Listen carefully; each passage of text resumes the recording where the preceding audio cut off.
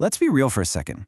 Nobody actually gives you a rule book for how to handle relationships as a teen, right? You're just kind of thrown in and expected to figure out friendships, drama, and all that peer pressure by yourself. And if you mess up, well then you're just being dramatic or immature.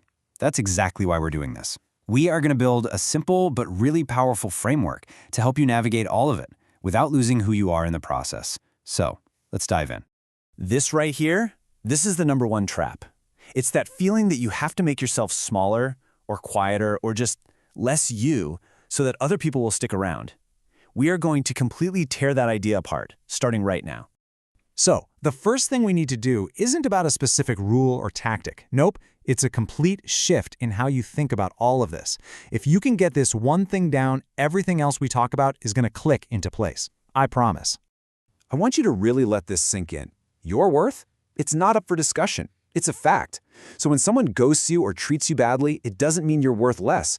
All it does is reveal their standards, not yours. Their actions are just information. They're basically a giant billboard advertising who they are. Okay, so this is what that shift looks like in the real world. Over on the left, you've got the old way. Chasing people, falling for empty promises, and always wondering, do they like me? Do they like me? But on the right, that's the new mindset. You're not chasing, you're observing. You're not just believing words, you're looking for consistent actions. And you stop asking, do they like me? And you start asking a much, much more powerful question. How do they actually treat me? All right, now that we've got that new mindset locked in, it's time to build your toolkit. Think of this as your personal playbook. 4 clear, simple rules you can start using today to build way healthier connections. We've got 4 big ones. First, putting respect way above popularity. Second, learning to communicate early so you can avoid all that drama. Third, using boundaries as your own personal shield. And finally, #4, understanding that it's okay for some relationships to end. Let's break down that first one. Rule #1 is a non-negotiable. If being friends with someone costs you your self-respect, the price is just too high. End of story. I mean, think about it. Someone who makes you laugh but also constantly puts you down, that's not a friend. That's just entertainment, and you are worth so much more than that. So what does true respect actually look like? Well, for starters, it means they don't embarrass you in front of other people. It means they don't say mean things and then try to brush it off with, haha, I was just joking.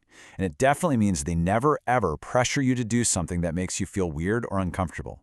You gotta trust your gut on this. If you find yourself feeling small around somebody, that is a huge red flag. Honestly, think about it.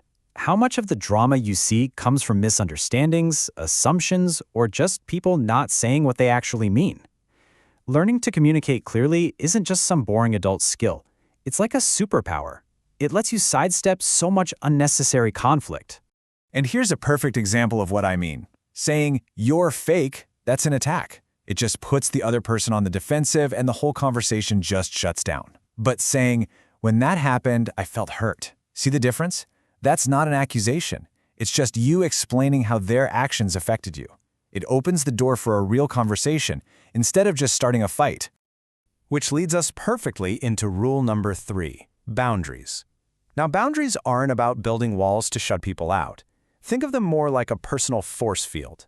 Their job is to protect your energy and your self-respect. And here's the most important part. You are always allowed to turn them on. And you don't need some long, complicated excuse. These phrases right here, these are your power phrases. They're simple, they're clear, and they don't need any follow-up explanation. No is a complete sentence. I'm not comfortable with that is all anyone needs to hear. Okay, now this is a big one. This is the ultimate test. When you set a boundary, a healthy, respectful person might be surprised, but they'll adjust. But if someone gets angry or tries to argue with you or make you feel guilty, that tells you everything you need to know. It means they were benefiting from you not having that boundary in the first place. Their reaction is the real tell. All right, this is probably the toughest rule to swallow because, well, it can really hurt. Not every friendship is meant to last forever. Some people come into your life to be a lesson. They're there to teach you something important, maybe about trust or about red flags or about your own strength. And it is perfectly okay to learn that lesson and then let them go. So when do you know it's time to move on? You look for patterns. Do they repeatedly disrespect you? Do they try to manipulate you? Do you just feel anxious every time you're around them? Or does it feel like they're always competing with you? Walking away from that isn't a sign of weakness. It's one of the biggest acts of self-respect you can make. Okay, so we've got to talk about the modern-day battlefield where all of this stuff plays out, social media. Because, let's face it, it adds this whole other layer of pressure and confusion that no generation before you has had to deal with. At its heart, social media is basically a comparison engine. You're just scrolling and scrolling through everyone else's edited highlights. The perfect vacation photo, the perfect friend group, the perfect relationship. And here's the problem. You're comparing their curated highlight reel to your everyday, messy, behind-the-scenes life. It's a game you literally can't win, and it's designed to make you feel like you're not enough.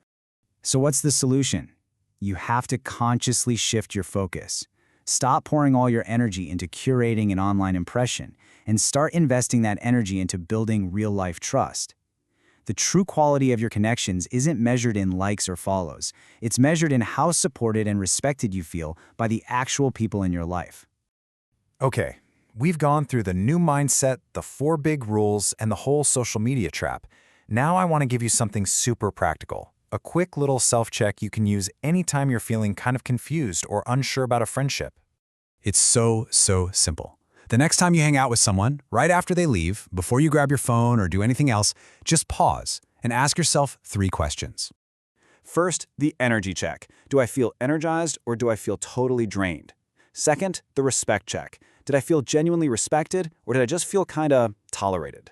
And third, the growth check. Do I feel like I'm growing as a person around them or do I feel like I'm shrinking? You have to be honest with yourself here. Your gut usually knows the answer way before your brain wants to admit it. When you boil it all down, it really comes back to these 4 pillars. The best relationships, the ones that are actually good for you, they aren't built on drama or being popular. They are built on mutual respect, clear communication, firm boundaries, and growing together. So, I'm going to leave you with this one final thought. Protect your peace. Be smart about who you let into your circle, and please never, ever lose yourself just to keep someone else around. Because the right people, the ones who really deserve to be in your life, they will never, ever ask you to.